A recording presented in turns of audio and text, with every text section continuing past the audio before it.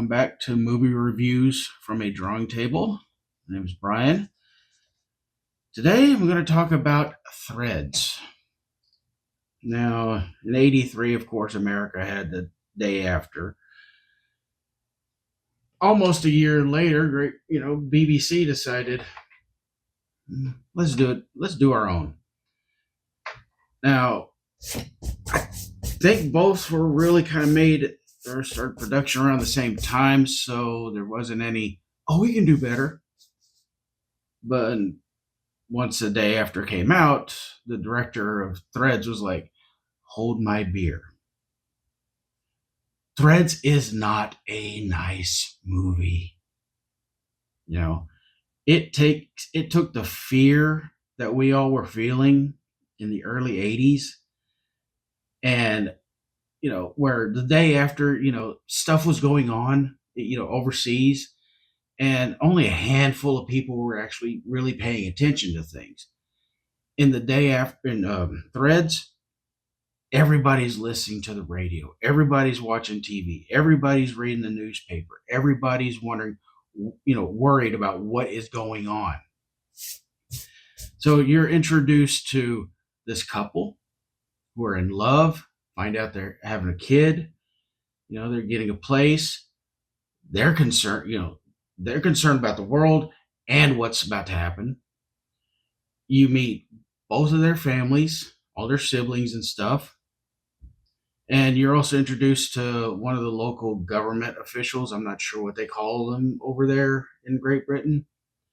But everybody has a role. Everybody has, the world is just, it's fully fleshed out, and it's also presented in this pseudo documentary sort of way, because there are cards that'll pop up that tell you, what where it is, how far away it is from a local air base, what the town produces, populations, all these little stats and everything that really give you a sense of what the stakes are, because the bombs are going to drop eventually. So you're being introduced not just to these families and officials, you're also being, shown what's at stake, what's going to be lost.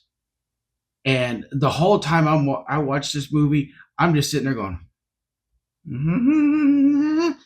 I'm stressing out because I remember what it was like in 83, 84, around that time. And, you got some of that with The Day After, but Threads, they didn't just add, the filmmakers with this movie didn't ask you to hold their beer. No, they took the whole case and just smashed it upside your head. Because once the bombs drop, it's on. You see so much devastation. You see people, you see the effects, the immediate effects. People that you were introduced to, die off screen. So, it's like, we're not going to focus on everybody. And then the research that went into this comes into play after the bomb is dropped. Because then you are presented with stats of, how long, certain radiation effects are going to last, what's going to happen, the downfall of society, the effects it's going to have on newborns and their, oh God, it's a brutal movie. By the time I finished watching Threads, and it ends on a scene that's just like, I want to know, but you don't want to know, because it is, The Day After gave you hope. Threads does not.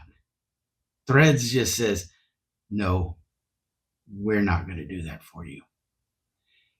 Here's what happened. We know that this could happen. We're not going to pull punches. If you want to put The Day After and Threads into the ring with, say, Mike Tyson in his prime, The Day After, you might as well call it a paraplegic going up against Mike Tyson. Threads comes along and says, hold my beer, hand me a chainsaw. This was a brutal movie. I wish our version hadn't pulled any punches. Threads, to me, I'm going to go and give it a 5 popcorn bucket. It was a made for TV movie. I probably would have gone for the big one, but the made for TV aspect, and right now I know it's on Threads. I highly recommend watching this. Just know your stress levels are going to be rather high. So please, in the comment section down below, comment on the movie. Let me know if you've seen it, what you thought about it. Do you want to see it? Do you want to be traumatized? Were you traumatized? Also, please give the channel a like, a subscribe, give the video a like, definitely comment. And I just recommend Threads. As cruel as that may sound.